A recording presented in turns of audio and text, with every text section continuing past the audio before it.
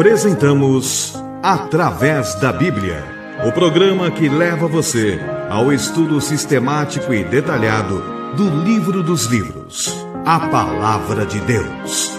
Estes estudos são de autoria do Dr. J. Vernon Magui e apresentados pelo pastor e professor Itamir Neves. Convidamos você, ouvinte, a acompanhar esta jornada através da Bíblia. Olá, amigo, estamos iniciando mais um programa da série Através da Bíblia. Quero saudá-lo em nome do Senhor Jesus, desejando que esses estudos possam servir para a sua edificação e para outros que porventura estejam com você ouvindo os nossos comentários sobre a Palavra de Deus. Quero estimular a você a nos escrever compartilhando qual o valor dos nossos estudos. Esse retorno é importante para nós e por isso eu quero registrar logo no início do programa um e-mail que recebemos de uma querida ouvinte da cidade de Carapicuíba. É com muita alegria que lhe escrevo. Sou ouvinte do programa Através da Bíblia, desde a sua apresentação na rádio. Sempre que dá, faço questão de acompanhá-lo. Que o Senhor Jesus continue lhe abençoando. Um grande abraço em Cristo. Querido ouvinte, parabéns pelo esforço em reservar um tempo para o estudo da Palavra de Deus. Nós vamos pedir as bênçãos do Senhor para esse programa e para cada um de vocês que está nos ouvindo agora. Vamos orar. Pai amado, pedimos a tua direção e a iluminação do teu Santo Espírito, para que aquilo que aqui for comentado sirva para a edificação de muitos irmãos e muitos amigos. Pai, pedimos a tua bênção e a tua proteção para os problemas que enfrentamos no nosso dia a dia. Tu conheces cada um deles. Atenda o nosso pedido, conforme o teu querer. Obrigado porque podemos contar sempre contigo. Nós oramos em nome de Jesus. Amém. Fortalece a fé.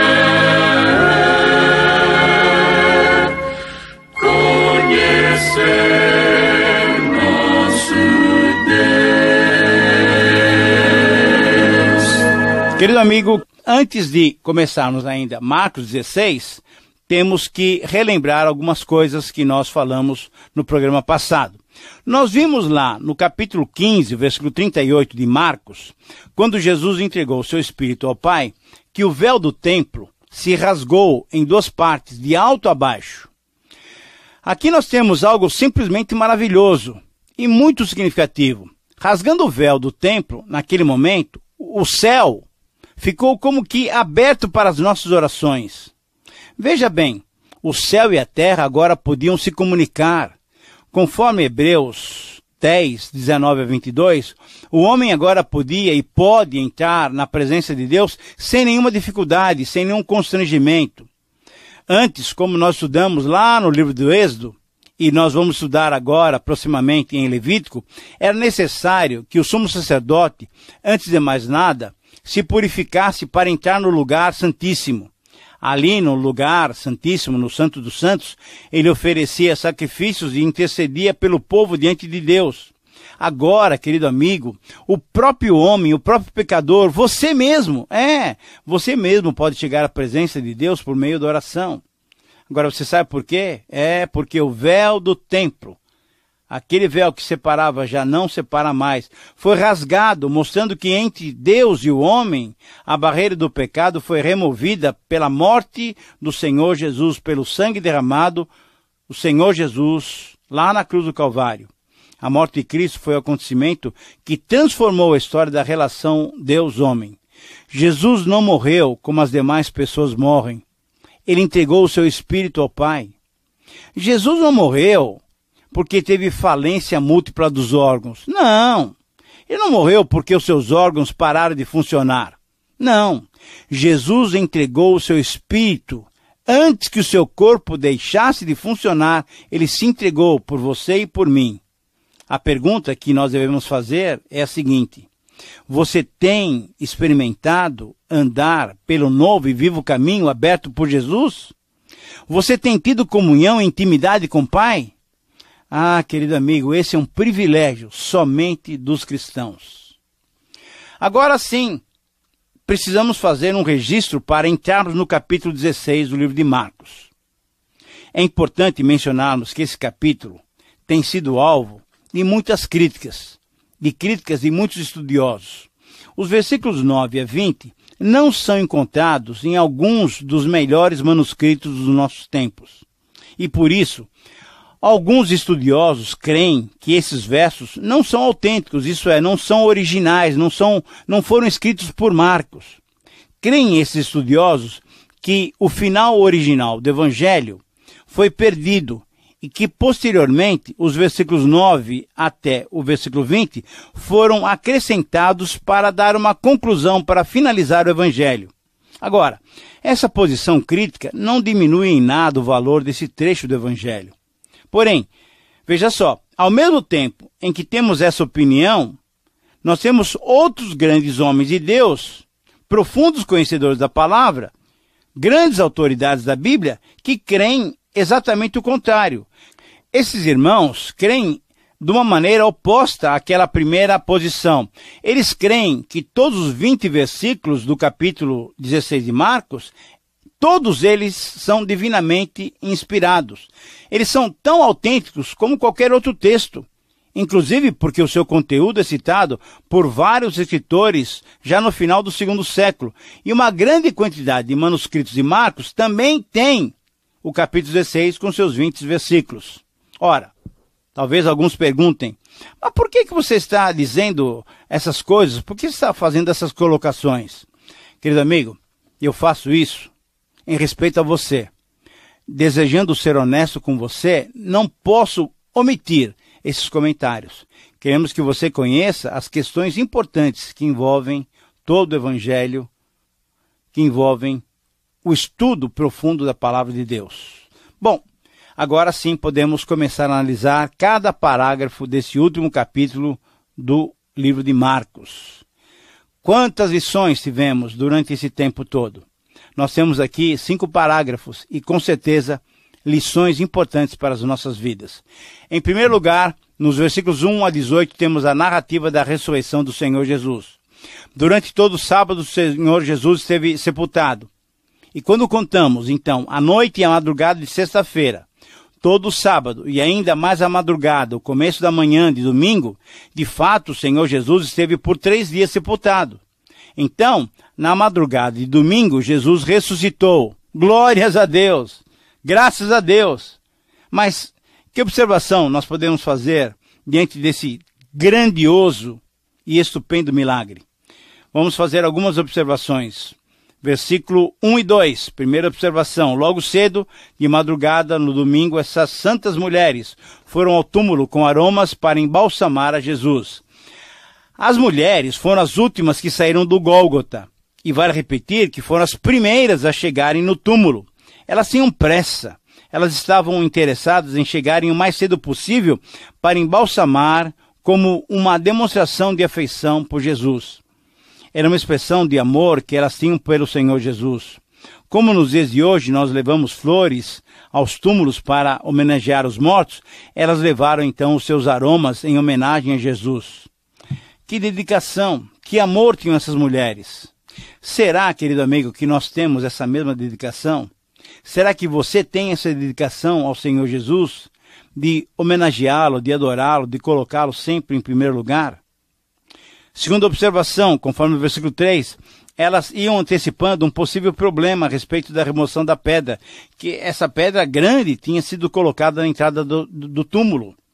Colocar a pedra fechando o túmulo era alguma coisa até fácil, mas depois de encaixada na canaleta aberta na rocha, tirar essa pedra era algo realmente difícil e, na verdade, para elas, um grupo de mulheres, era praticamente impossível. Terceira observação, conforme o versículo 4, podemos então aprender desse episódio uma lição muito importante. Nunca devemos sofrer antes do problema acontecer. Sabe por quê? Porque o problema pode não existir mais. Uma grande parte do sofrimento de muita gente é devido aos problemas que são irreais, que não existem, que são apenas, entenda bem, pré-ocupações. Nós ficamos nos ocupando antes do tempo. Querido amigo, assim como a pedra fora removida e o problema já não existia mais, os nossos problemas são conhecidos por Deus. E o que Ele quer de nós é que nós descansemos nas suas providências. Quarta observação, conforme o versículo 5. Entrando no túmulo, viram um jovem assentado do lado direito, vestido de branco. E elas ficaram surpreendidas e atemorizadas. Ora, não era para menos. Encontraram o sepulcro aberto, a pedra removida, e ainda um jovem assentado lá dentro, vestido de branco. Sem dúvida que elas ficaram com medo. Mas conforme os outros evangelhos, era a presença de um anjo, e não de um rapaz. Um jovem, como inicialmente pensaram elas, não era um jovem humano. Era uma visão celestial, era um anjo de Deus. Nós lemos já em Gênesis e Êxodo, como nós já estudamos lá no Antigo Testamento, os anjos apareciam em forma humana. Agora, conforme os versículos 6 e 7, uma quinta observação, o anjo então se dirige às mulheres. E as palavras do anjo são muito significativas. Essas palavras mudaram a história da humanidade, querido amigo. Era a maior mensagem de todos os tempos. O anjo sabia de tudo, ele estava muito bem informado. Foram feitas então 5 afirmações. Primeira, não tenham medo. O anjo queria tranquilizá-las para a importante notícia que ele lhes daria. Segundo, vocês estão buscando a Jesus que foi crucificado, mas ele ressuscitou. Terceira, vejam o lugar. Quarto, digam aos seus discípulos e a Pedro, ele já está indo para a Galileia. E quinta afirmação, lá o vereis, como ele tinha dito. Esse cuidado especial para com Pedro certamente merece uma atenção. Isso aconteceu pelo fato de Pedro, depois de ter negado o Senhor Jesus, ele devia estar se sentindo super culpado, envergonhado. Então, com essa palavra de ânimo, uma palavra específica para ele, com certeza Pedro estava renovado no seu interior. Mas um outro destaque que deve ser feito é em relação ao cumprimento das palavras do Senhor Jesus. Querido amigo, mais uma vez, tudo aconteceu como ele tinha dito. Sexta observação, versículo 8, diante desse encontro com o anjo e diante dessas palavras tão inacreditáveis, querido amigo, elas saíram do sepulcro e fugiram espantadas e temerosas. E a sétima observação, conforme o versículo 8 ainda, elas não disseram nada a ninguém, mostrando como é que o ser humano reage e se comporta diante do sobrenatural. Eram fatos tão maravilhosos que deveriam ter enchido aquelas mulheres de alegria, de profunda alegria, porque Jesus havia ressuscitado, mas elas ficaram tão admiradas que ficaram tomadas de medo. Esse é o comportamento humano diante de feitos, de fatos sobrenaturais. O ser humano não está acostumado com esses fatos. O medo é uma força que chega até a paralisar as pessoas. E essas mulheres experimentaram exatamente isso. Provando que Jesus havia ressuscitado, tendo visto lá no sepulcro, viram um anjo, ouviram suas palavras, e com medo não falaram nada para ninguém. E a causa do medo, com certeza, domina muitos crentes ainda hoje, por causa do medo, da falta de coragem para testemunhar. Por quê? Porque não querem demonstrar que creem no sobrenatural. Muitos estão vivendo sem receber essa mensagem, porque muitos de nós que cremos não temos proclamado essa mensagem de que o Senhor Jesus é um Senhor ressuscitado. O medo, querido amigo, é uma força paralisante. Que o medo e a falta de coragem e a vergonha não nos impeçam de anunciarmos o Senhor Jesus ressuscitado. Em segundo lugar, nos versículos 9 a 11, agora Jesus aparece a Maria Madalena. O texto nos diz assim: havendo ele ressuscitado de manhã cedo, no primeiro dia da semana, apareceu primeiro a Maria Madalena, da qual expelira 7 demônios. E partindo ela, foi anunciá-lo àqueles que, tendo sido companheiros de Jesus, se achavam tristes e choravam. Estes, ouvindo que ele vivia e que fora visto por ela, não acreditaram. Agora, vamos analisar esse parágrafo e vamos fazer algumas considerações. Primeira consideração, Marcos confirma que Jesus ressuscitou no domingo pela manhã cedo. Segunda observação, quando Marcos foi escrito, por volta dos anos 55 a 60, o domingo já era considerado como o primeiro dia da semana pelos cristãos. Por quê? Porque foi exatamente nesse dia que Jesus ressuscitou, depois do sábado. Assim, o primeiro dia depois do sábado foi considerado o primeiro dia da semana. Terceira observação. O nome de Madalena deriva-se de Magdala, uma cidade à margem sudoeste do Mar da Galileia. Jesus apareceu primeiro a Maria Madalena, fato confirmado pelos outros evangelhos, principalmente por João, capítulo 20, 11 a 18, que futuramente nós estudaremos. Quarta observação, o texto nos diz que dela Jesus expulsara 7 demônios. Ora, tal registro concorda com todo o ambiente descrito por Marcos em todo o seu evangelho, que vai mostrando passo a passo, capítulo por capítulo, a autoridade de Jesus sobre Satanás e sobre os seus demônios. Quinta consideração, conforme o versículo 10, Maria Madalena, depois de ter visto Jesus, foi e anunciou o milagre da ressurreição aos discípulos. Eles estavam trancados, fechados, com medo. Número 6, observação sexta, os companheiros de Jesus estavam tristes, chorando. Certamente, olha só, porque as suas ambições políticas, sociais, eles se desfizeram delas. Ele não era o Messias que eles estavam esperando. Concordando com o conceito inadequado do povo sobre o Messias, os discípulos também estavam frustrados, decepcionados com a morte daquele em quem eles depositavam confiança, esperança. Sétima observação, os discípulos choravam desalentados. Por quê? Porque além de não terem mais a presença de Jesus com eles, certamente também eles tinham um sentimento de culpa por terem abandonado o seu mestre, deixando-o sozinho lá na hora em que o Senhor Jesus foi preso. Assim, como no seu nascimento Jesus esteve sozinho, assim também, na sua morte, no seu aprisionamento, ele esteve sozinho, abandonado por aqueles que se diziam seus seguidores. E você, querido amigo, você tem se comprometido com Jesus ou tem negado-o também através das suas ações? O choro deles foi de tristeza e certamente foi de culpa também, de arrependimento.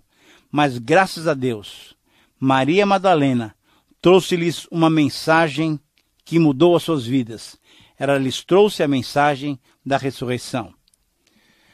Prosseguimos agora no capítulo 16, último capítulo de Marcos, agora os versículos 12 e 13. Jesus aparece agora a 2 discípulos que iam para o campo conforme o texto. O texto diz exatamente assim. Depois disso, manifestou-se em outra forma a 2 daqueles que estavam de caminho para o campo. Indo eles, o anunciaram aos demais, mas também a esses 2, eles não deram crédito. Você está percebendo que havia uma incredulidade reinante no coração dos discípulos? O texto completo sobre esse episódio, nós vamos estudá-lo em detalhes quando estudarmos o Evangelho de Lucas. Lá em Lucas 24, nós temos detalhadamente esse encontro de Jesus com esses 2 discípulos. Mas vamos fazer 5 observações sobre esse episódio. Conforme o versículo 12, a expressão manifestou-se demonstra pelo verbo grego que Jesus desejava se revelar, se mostrar ressurreto, mas só aos seus escolhidos, aqueles que o acompanhavam desde o começo. Segunda observação, a frase manifestou-se em outra forma é muito significativa. Para Maria, Jesus apareceu como um jardineiro. Para esses 2, como um viajante. Agora, uma pergunta, por que aconteceu essas manifestações de diversas maneiras? Porque as notícias da sua aparição, sendo feitas paulatinamente, possibilitaria que todos os discípulos lembrassem das suas palavras, das suas promessas e aceitassem com alegria esse fato sobrenatural. Jesus sabia que havia um espírito de incredulidade nos seus corações. Terceira observação, conforme o versículo 12, é possível deduzir que os 2 iam para o campo porque já tinham desistido do discipulado. Diante da morte de Jesus, já tinham desistido e estavam procurando retornar às suas atividades. Mas conforme o versículo 13, esses 2 discípulos, ao invés de guardarem as boas novas para si mesmos, não ficaram impactados de modo negativo, não tiveram medo. E depois que viram e reconheceram o Senhor Jesus, eles foram correndo de volta para Jerusalém para anunciar as boas novas aos demais discípulos. Quinta observação, porém, a frase final do versículo 13 é sintomática. Os demais discípulos continuaram incrédulos.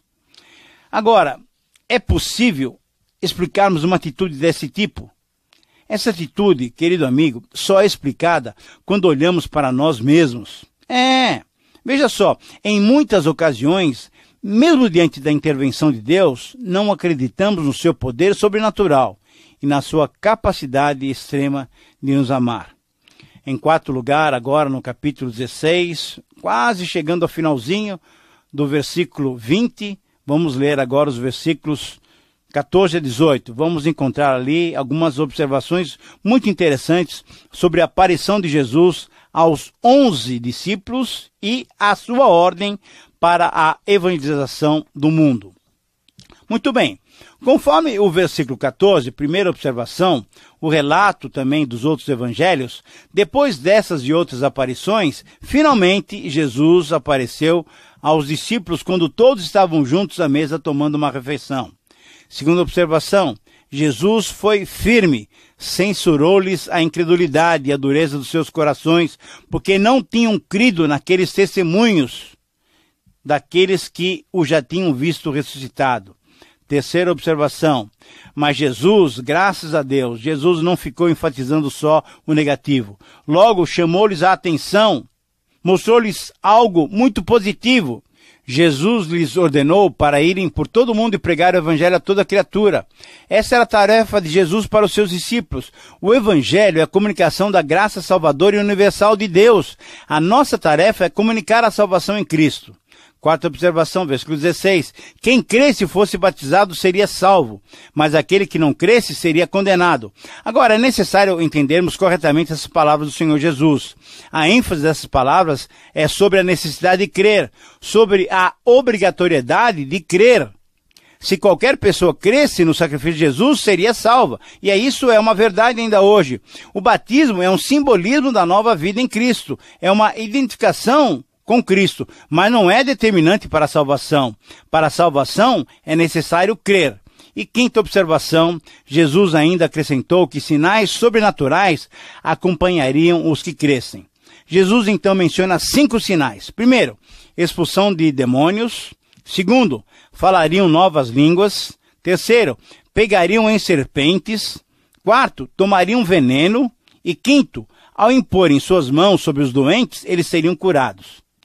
Querido amigo, é importante mencionar, é importante registrar que todos esses sinais, exceto beber veneno mortal, todos eles aconteceram e foram registrados no livro de Atos, mas também podemos ver referências a eles também em Romanos capítulo 15 e 19, em Hebreus 2, 3 e 4.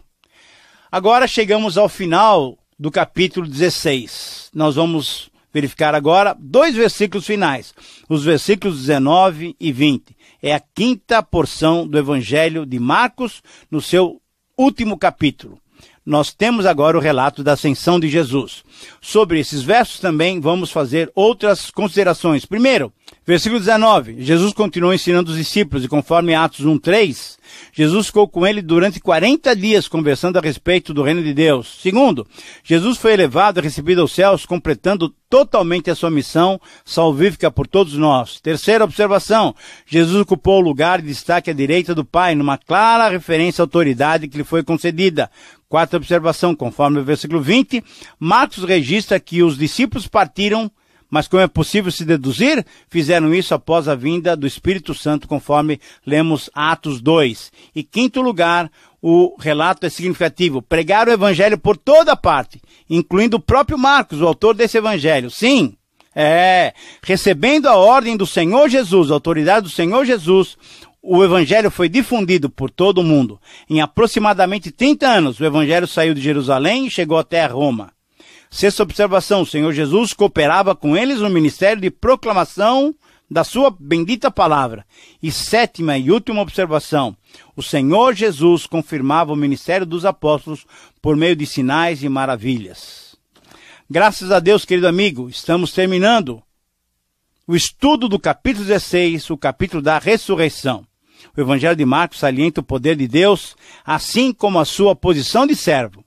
A vida e os ensinos do Senhor Jesus transformaram o mundo. Jesus tinha toda a autoridade e poder, mas preferiu servir o ser humano. Terminamos assim o nosso tempo de estudo, com a expectativa mesmo de que o Evangelho de Marcos tenha edificado a sua vida. Que Deus te abençoe. Um grande abraço.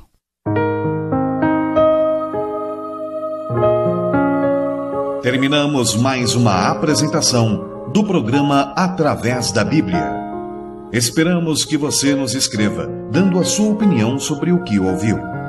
O nosso endereço é Caixa Postal 18.300, CEP 046-26970, São Paulo, capital. Ou pelo e-mail atravesdabiblia@transmundial.com.br. Este programa foi produzido nos estúdios da Transmundial.